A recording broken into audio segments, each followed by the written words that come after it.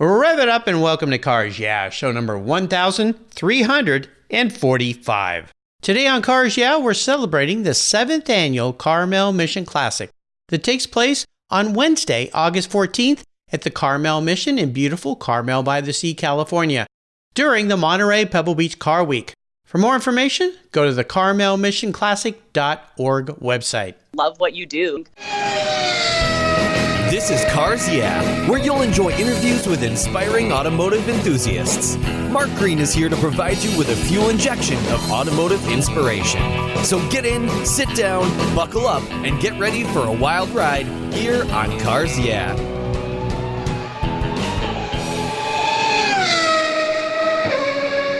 Hello, automotive enthusiasts. I'm revved up and so excited to introduce today's very special guest, calling in from Ontario, Canada, Hilary Noack.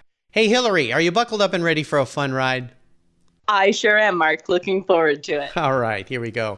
Hilary Noack is the owner of Ink and Iron, a shop specializing in classic car restoration, custom work, and empowering women.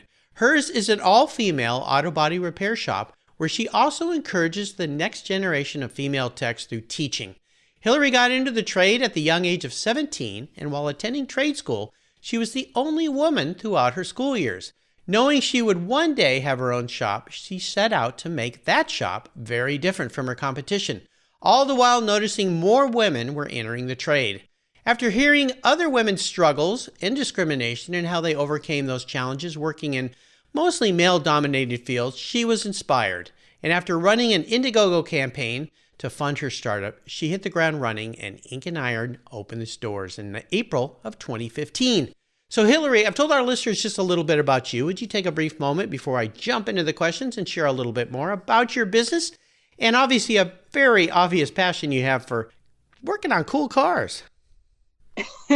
Yeah, I mean, I've always kind of loved the older cars, and that's predominantly what my business does now. So we opened our doors in April of 2015. And like you said, we are an all-female auto body shop, and we specialize in those classic car restorations, a little bit of custom work. I call it the fun stuff. That's pretty much what we do. My passion for this started when I was 17, like from a really young age. I started as a co-op student, and I was lucky in the way that I had a really great experience, and it really just kind of hooked me in from day one. And I've always felt like it was, a world that I belonged in, and it was someplace that like I could fit in, and just, kind of never looked back. And then always had wanted my own shop, and things just kind of fell into place about 4 years ago, and I'm super excited. I work with a great group of women, and I'm really passionate not only about my trade in general, but I'm really passionate about encouraging more women to get into it. And that's kind of like one of my big goals with my shop, is that I hope, young girls out there can see this and think to themselves like, hey, I can do this too, or there's no reason why I shouldn't be able to do this trade. Absolutely. I think this is really cool.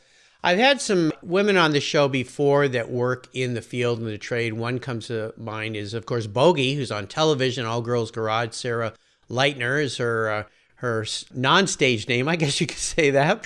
But she kind of reminds me of you in that sense of a woman kind of breaking the mold and getting out there and doing some really cool things. And I've had several other women on the show as well that are kind of in the same area. But what you're doing and making your shop different with having women in the shop working on cars is, I think, pretty cool idea. And I want to make sure that we have some fun sharing this with everybody. But before we jump into anything else, I want to ask you for a mantra or some kind of a success quote that you kind of live by, that you go by, something that kind of helps move you forward and motivate you. It's a great way to get the inspirational tires turning here on Cars Yeah. So Hilary, take the wheel. Yeah, well, I guess kind of my first one would be, and as cliche as it sounds, is just love what you do. Like, I think when you're passionate about what you're doing, it makes it so much easier. When you hit those hard times or the struggles, as I always say, it's your passion that will carry you through. So I just, every day I kind of remind myself that, hey, I get to wake up and I get to go to work and do something I love. So that's something I live by. And then just, like, failure is not an option. That's also like for the business aspect of things, I try and always, remember that like no matter how tough things get, you just got to like push through because, I think that's really the only thing you can do. And I just tell myself like, I will not fail. I cannot fail. And that kind of motivates me as well. Yeah, absolutely. Well, it certainly helps when you love what you do, because when you don't like what you do and you face failures, and everybody does, no matter what they face in life or what they do, they're going to come up against obstacles. It's a lot harder to want to push forward when you don't even like your job and you don't even want to be there. It's just self-deflating. So true. I love those two mantras combined together because they really work really well. Well, I want you to talk about a story that instigated this passion you have for cars. You got into the business very young, 17. I'm guessing, though, that this passion you have for cars and restoration goes a little bit further back. So tell us about a pivotal moment in your life when you knew that you were indeed going to be a car gal. Well, I guess it started when I was in high school. We had a teacher advisor program. My teacher advisor happened to be like the shop teacher, the mechanics class. So, we would meet in there once every couple of weeks. And, I'm kind of looking around. I'm thinking like, oh, this is kind of neat. Like cars are cool. My dad had showed me, how to change tires, how to check oil, like the basics like that from a young age. And so he really encouraged me to, hey, why don't you try this class? And I did. And that's kind of, what sparked my interest in cars. And then when I was 17, because I kept getting grounded and my punishment was my parents would take away the car. So then I thought, I'm going to go like buy my own car. So I like pawned like everything that I owned, like my book collection. And I was able to get $1,000.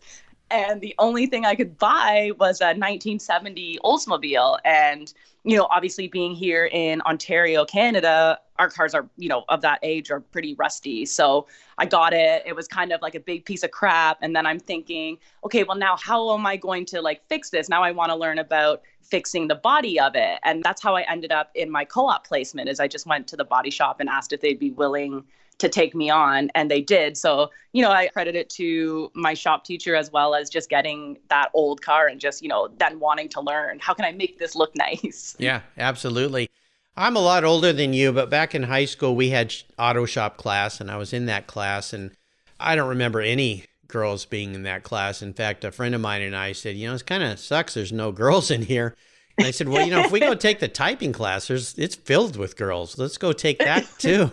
And we did. Little did we know that we'd all be typing all day long on these keyboards that we live by. But that certainly served me well and, of course, introduced me to some young women. But, thinking back, I always thought, I'll bet you there was some girls that liked cars and wanted to work on them, but they just never had the opportunity or thought, well, I guess that's not where my space is.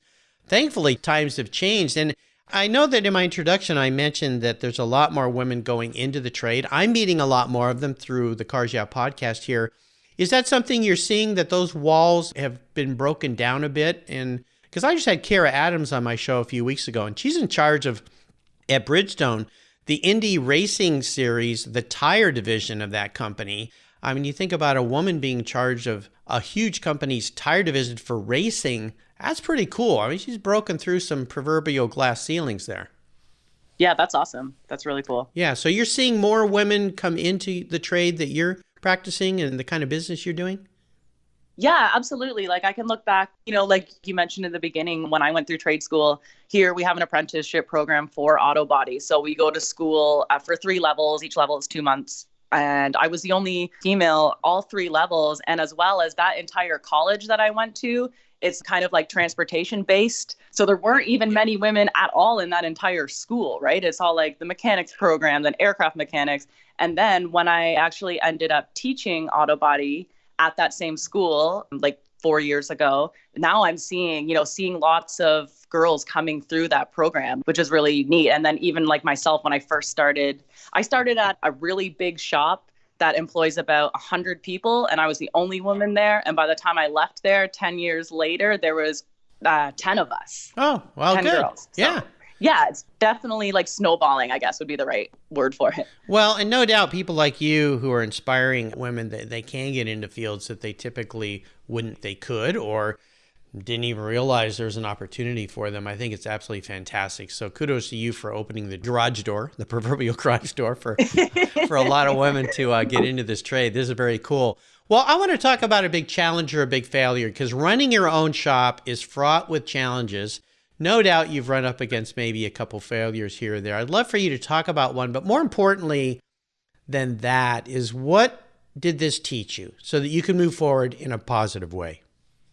Oh my gosh, that's such a huge question for me. It was really hard being a technician for like 15 years. And then, everyone's like, yeah, I'll open my own shop. It'll be great. I don't have to answer to anyone. I'll just get to work on the cars that I want to do. And just the clients. Yeah. And just like that kick in the face of reality that, there's a whole lot to the whole business ownership aspect of it. It still is, even 4 years later, it's been such a learning curve, whether it's dealing with customers, quoting jobs, just being organized. Like, I'm not an organized person in general. So, getting like a bookkeeper because everything's just in disarray. So I always find that like every day, I'm slowly learning how to be a better business person, and also like, there's so much free information online that I'm finding too, right? Like, just, you can join Facebook groups, you can read a book, and just, that's been, definitely a huge challenge for me, is making that transition. Another thing that has been hard is just dealing with, the criticism that I get. Like, if you go I have a YouTube channel from when I first ran my IndieGoGo, and if you go on there, that video's still up, and just reading some of like the really nasty things that people say, and just kind of learning like not to take that personally, and, just letting it not bother me, I guess. Like, I always thought I was a strong-willed person being in this trade, but that, when you're kind of out there on a public platform now as being like a business owner, or doing something that's, doesn't really jive with everyone, and just getting that like feedback, like it hurts at first few times, right? So that's been just like a challenge, was just kind of learning how to, deal with that, and like not let it bother me, not engage, and just kind of overcome that. Yeah, it's a tough thing. I remember the first time I got a comment about my podcast back when I started this, and I still remember it to this day, and I try not to let it bother me, but this guy, he said, this could be a really great show, but the host is like listening to Barbara Walters drone on and on. And I'm like, what? Oh my God, not even. And I'm like, oh my gosh. My wife said, hey, Barbara Walters is massively successful. You don't have to like her to realize that she's hugely successful. So I take that as a positive comment, but I still think about that. But I had a friend who said, you know what? There's always going to be people that try to beat you down. And it's those people typically that are beat down themselves, and they have nowhere else to go. They don't realize, it's just tough. And when I launched my TV show this year, same thing. I mean, just some people, it doesn't click with them. It's like, okay, but some people find a reason to be really nasty and mean. And you just have to kind of, I call it duck and dodge, let the bullets go by. Move your head and let it go right over your shoulder. Right. Yeah. And especially with, I find like social media, right? People will say things online that they would never say to your face. Yeah, exactly. That's the danger of these little devices we carry around. I say everyone's brave at the keyboard. Yes. Or rude at the keyboard is another one. So, yeah, you have to learn to either snooze, unfollow, or unfriend those folks, because they're not on your side. So why bother having them around? It's a difference than constructive criticism. I love it when people say, hey, why don't you try this? It might be better. But yeah, absolutely. I totally agree. Yeah, I think it isn't until you have critics that you finally know you're successful, because that's a good sign. That's what people have told me. So yeah, I'll take that in stride. Well, let's have a little bit of fun. You talked about, and maybe you already answered this question. You talk about that first old car, the rusty old car that you got, but was there a first really special car in your life that you'd like to share a memory or two about? Yeah, I think that would definitely be, getting my 70 olds. I think, just getting that car kind of opened up the world of like these muscle cars or these hot rods. Like, I remember reading like Carcraft and Hot Rod magazine and thinking of like all the parts I could buy for it. And I think that's what really like sparked my passion for these older cars. And then my first kind of like daily driving car that I got, I was 18 and I got a Mazda MX-6. And then, within a couple of days of having it, my dad came home and I had it like all taken apart and I was sanding it. And he's like, what? Like, what are you doing? We just got this car. And I put like, this was like in the era when like Fast and Furious first came out. So I had like a little body kit on it. Oh, yeah. Some hot pink underglow. And I drove that around first. I actually still have it. Like, it's sat at my parents' house. And my dad's like, well, maybe you should just keep it. You might want it one day. It hasn't ran in a few years, but I still have it. So I consider that my first little custom build ever. Well, it's a good thing you're hanging on to it, because this next question is about, is there a seller's remorse story, a car that you wish you had in your garage? And I can't tell you how many people that had a first car, a first race car, first motorcycle that maybe wasn't that special as far as what it was, but it was special to them, and they've long let it go and wish they could get it back. So yeah, your dad's right. Don't let that go. But is there a seller's remorse story in your life? Is there a car you wish you still had, or is that the one and you still have it?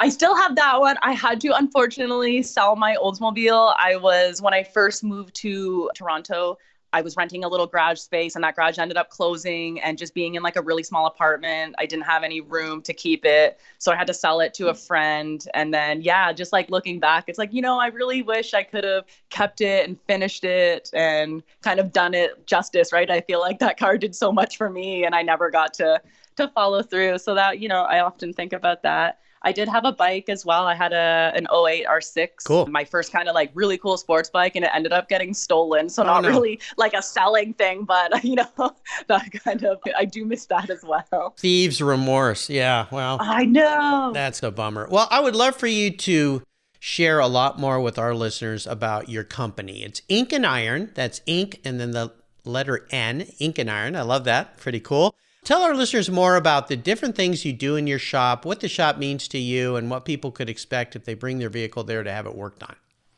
Yeah, so like I said, we do, like, if you kind of walk through our shop, we have an odd mix of, a lot of older cars. Just like off the top of my head, we got a 69 Porsche, we got a 55 Buick, 67 Camaro, 72 Mustang. So we get like a good mix of like, I guess like different kind of older cars. And then we do like some minor collision work as well. So we will work on like newer stuff, fender benders. We don't do any really like heavy collision or insurance work. And I often find that that's a big selling factor to potential customers. They like that, we kind of solely focus on the older cars. A lot of times when you go into a shop with an older car, it tends to get backburnered because the insurance is where they make their money. So it might take like 10 years or something to complete a project. So, we're all just super car enthusiasts, and it's really fun, building a relationship with a customer. I find you get just as excited as them about like bringing their dreams to life almost. So that's very rewarding. You also do some teaching. You bring young women in who want to get into the trade. Are there many of those students, I guess I'll call them, in your shop that you bring in so that they can see their future as well? Yeah, so because, that's how I started in the co-op program through high school. I'm a really big supporter of that. I've had 4 co-op girls so far that come through the shop. And then I just have, some apprentices, so girls who are learning and kind of like developing their skills. And for me, like, I love that. I love being able to take someone in, maybe give them like the basic skills and confidence, and then they can, like send them out into the world with that confidence, like that they do belong in this industry. And so that's that. Yeah. What do most of your customers think when they come in, whether they know it beforehand or not, and they say, where's all the guys? It's so funny because we get like all different reactions for that. So sometimes I'll get guys that come in, okay, my office is painted bright purple. At my old shop, it was bright pink. And I'll get guys that come in and will like, look over my shoulder and say like, hey, where's the man in charge? Or can I speak to a man that's here? I'm just kind of like, yeah, you're looking at him. You're looking at him. Yeah, there you go. And then, people always find it funny that I'd say probably like 98% of my customer base is men, right? So people think being a women's shop, we have all female customers, but a lot of them are guys who, they're into cars and maybe their wife is into cars, or they have daughters that they're raising, like I'm showing my daughter how to do brakes this weekend, and just kind of like pro girl power. And then we'll get the guys that come in and, we'll talk about their car for a minute. And then at the end, they kind of look around and say, oh, is it all girls that works here? Like, that's kind of cool. Like, not even really like phased by it. Yeah, exactly. I think it's really cool. And I love when you go to your website, that landing page is a whole bunch of women standing looking very confident that, hey, we know what we're doing. I love that picture. It's really great. And I'll let our listeners know I found Hilary on Facebook and reached out to her and said, I really think it's cool what you're doing, and I love to support women in the automotive industry. In fact, I dedicated the entire month of March this year to all women in the automotive industry.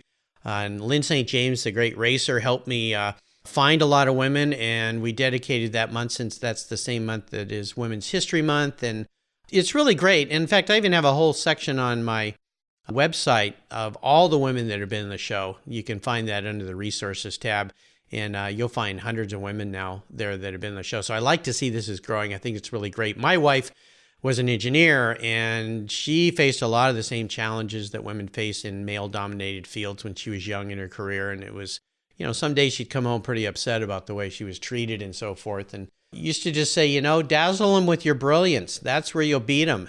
And she's a super smart, talented person, and that's where she would do it, is just keep her head down and keep working and work her way through it. So I think it's really a great thing. Fantastic what you're doing. I'll remind listeners, I'll put a link to inkandiron.com on the website here on Cars Yeah, Hilary's show notes page, where you can go and click to that. Check out what she's doing. I think you'll find it's really, really cool. Hilary, up next is the last lap. Before we put the pedal to the metal, let's say thank you to today's Cars Yeah sponsors.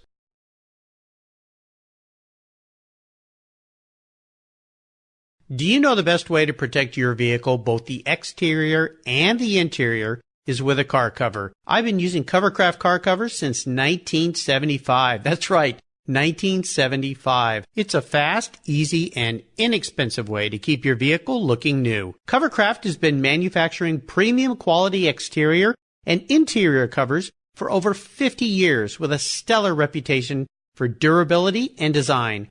They're the world's largest manufacturer of custom patterned vehicle covers that are crafted to fit over 80,000 patterns and growing. They are the only cover I'll put on my vehicles. You can choose from a wide variety of fabrics, styles, colors, and more. From full cover designs for factory to custom-made vehicles, plus convertible top covers, trucks, truck cab coolers, motorcycles, scooters, ATVs, trailers, campers, personal watercraft, and a wide variety of custom features.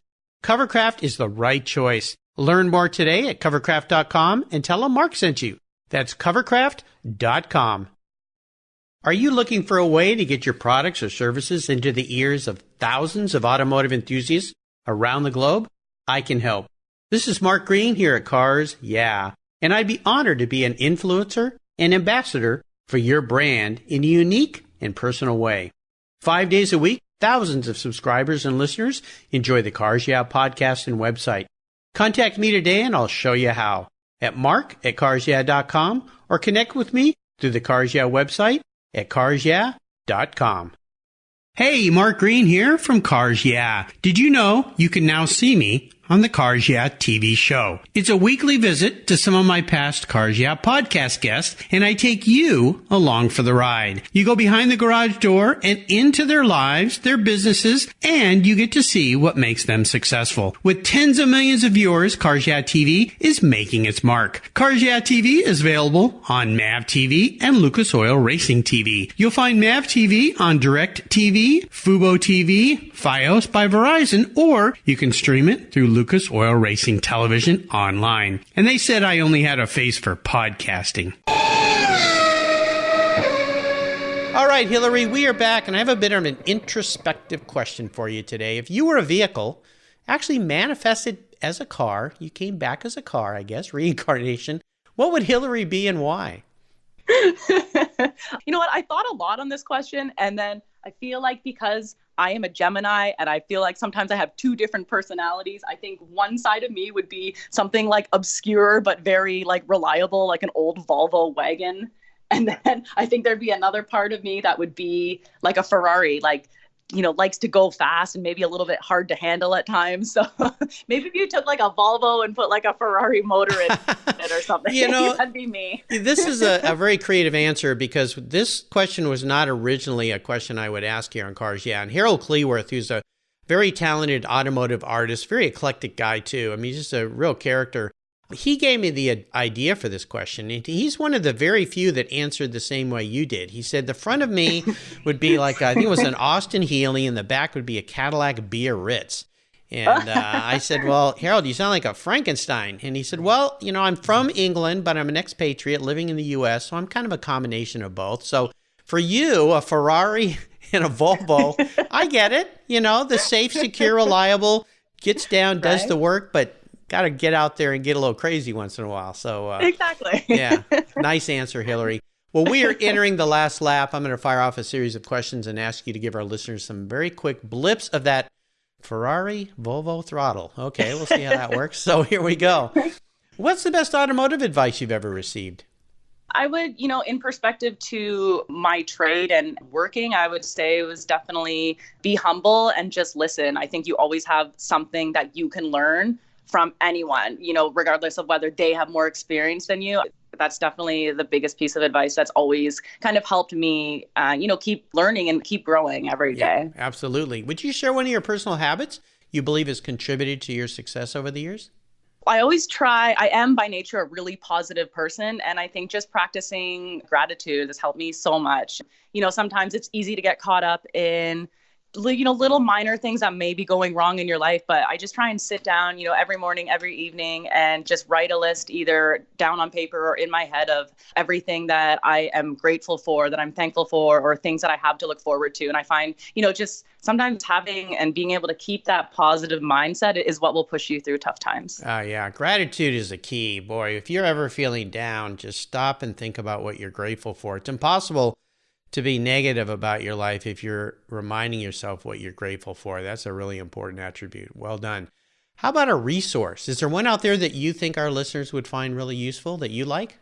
And I think this is maybe initially how we connected, but I find Tony Watley's group on Facebook, the 365 Driven, has been really great for me. I've learned so much, even just kind of reading through posts or people, like you sharing your podcast. And like I said, there's so much free information that can help you out there on the internet. It's fantastic. I've learned so much. Yeah, Tony's been a guest here on Cars Yeah as well. A great guy. I like his Facebook group. Very positive, very forward-facing. And I've met some very interesting people, including you. So that's really cool. How about if I could wave a magic wand and arrange for you to sit down and have a drink or a meal with anyone in the automotive industry, living or deceased? Who would that be? I think that would have to be my father-in-law. So my husband and I met, he's from the Detroit area. His father, Ron Fournier, owned a business there doing like metal shaping, English wheeling. And I met my husband when I took that class. And then his father passed away kind of shortly after we had met. But, just learning about his life story, he worked for Penske building like race cars and just all the really cool stuff that, he wrote a lot of books on metal fabrication. And, now I'm kind of learning more about him and just, even in like the brief time that I got to sit down and talk with him, he was always full of, really cool stories. And I wish that we had just had more time to kind of get to know each other. Yeah, absolutely. Sounds like a fantastic man.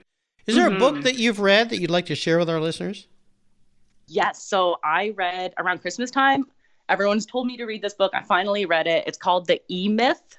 And it was so real. I think I was almost in tears at some point. And it really just, and I think it's really relevant for people like me who are a technician trying to transition into being a business owner and just, trying to look at running your business from a different perspective. And it was really eye-opening, and I would definitely encourage everyone to check it out. The E-Myth, changed my life too decades ago. It's by Michael Gerber. Yeah, I've bought that book and given it away to so many people. I even had my house remodeled about 11 years ago, and I had a lot of struggles with the contractor, and he needed to read the E-Myth. In fact, they even have an E-Myth for contractors because they started bringing it out for different kinds of trades. And I think he was offended when I gave it to him. But I said, look, I think you could benefit from this. It helped me in my business, and it's a marvelous book. I encourage anyone who's, even been around in business and is struggling maybe, or just starting a business, is read the E-Myth. I pulled that book out many times and read it over and over again to remind myself a much smarter, better way to run a business. So I'll remind our listeners, I'll put a link to that book on Hilary's show notes page on the Cars Yeah website. Just go to carsyeah.com, type in Hilary with one L, Noack, Noack, and that page will pop up. There's also a great place on the Cars Yeah website where I call it guest recommended books under the resource tab. And there's way over 1,000 books there for you to fill your library shelf with knowledge and your brain with knowledge. Put the books on the shelf, fill your brain. It's a great resource for you, and I made it real easy with a one click to buy on all those books. All right, Hilary, we're up to the checkered flag, and this last question can be a bit of a doozy. I'm going to buy you a very cool collector car today. In fact, any collector car, any kind of cool car you want, and it's going to be yours, but there are some rules that might make this a challenge. You can't sell it to fund your business or buy a bunch of other toys with, so you got to keep it. Yeah, sorry about that. That little trick's off the table. It's like the genie, you get any wish you want. I want 1,000,000 wishes. Nah, you can't do that. No garage queens here. I want you to drive the car and enjoy it. And it's the only cool collector car you can have in the garage. So what can I buy you today? You could buy me a Ferrari F40. Oh, nice. Well, this is pretty cool because the F40 kind of analog, last of the great analog supercar Ferraris, if you will. I mean, basically, it's an F1 car with a street body on the top. Some may raise their eyes at that, but it is. I've been able to drive one before, and they're just insane. What is it about that car you like so much? Well, I worked at a really high-end restoration shop called Legendary Motor Car, and they were storing one there for a customer. So, just coming into work every day and seeing it and then like learning about it and just kind of hearing it driving around and being able to like work on it. And just, like aesthetically, I think it's really kind of aggressive and beautiful looking. And then, like you said, it's pretty much a street legal race car, right? So hearing it just like rumbling around the parking lot, it's like, this car is awesome. And you don't see too many of them. No, you don't.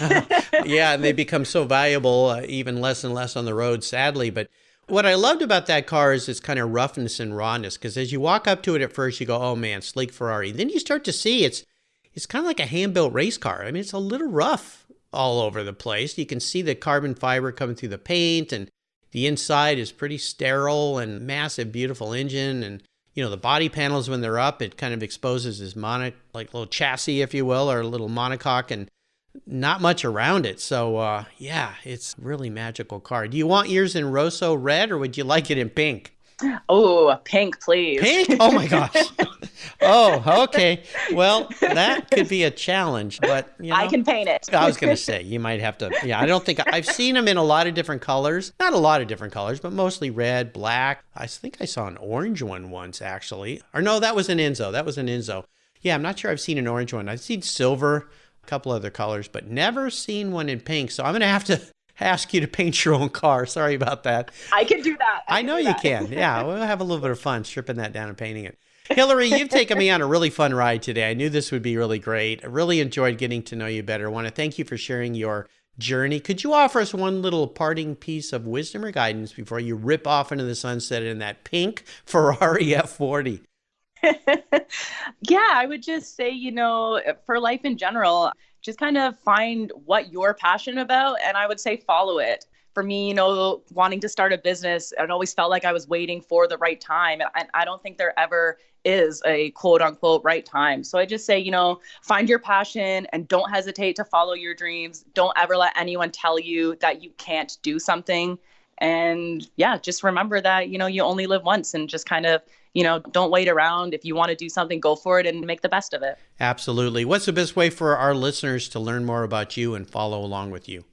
You can find us through our website, which is inkandironauto.com. And we are on all social media, Facebook, Instagram, Twitter. All of that is at Ink and Iron Auto. There you go. I would encourage you guys to check out what this young lady's doing with her talented team. This is very, very cool. I'm so glad that you were a guest here on the show. I'll make sure I put links to everything she shared with us on her show notes page. You can find them all there. Hilary, thanks for being so generous today with your time and expertise, and for sharing your life's experiences with the Cars Yeah listeners. Until you and I talk again, my friend, I'll see you down the road. Thank you so much, Mark. You're welcome.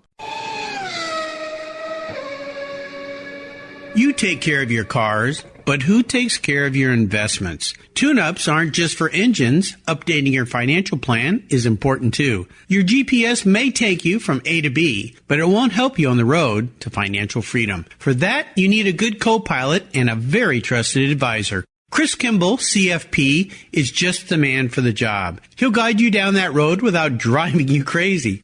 For over 25 years, Chris has helped people just like you and me with their financial planning and investments. With a master's degree in financial services, he is eminently qualified, and he's a car guy too. Learn more at chrisvkimball.com or call 866-ON-A-PLAN. Securities through Money Concepts Capital Corp. Member FINRA SIPC. CK Financial Services is not affiliated with Money Concepts Capital Corp. Thank you so much for joining us on today's ride here at Cars Yeah. Drive on over to carsyeah.com to find show notes and inspiring automotive fun. Download your free copy of Filler Up, a fun book filled with gorgeous photographs of fuel filler fun, including quotes from more inspiring automotive enthusiasts. Download your copy today, and we'll see you next time on Cars Yeah.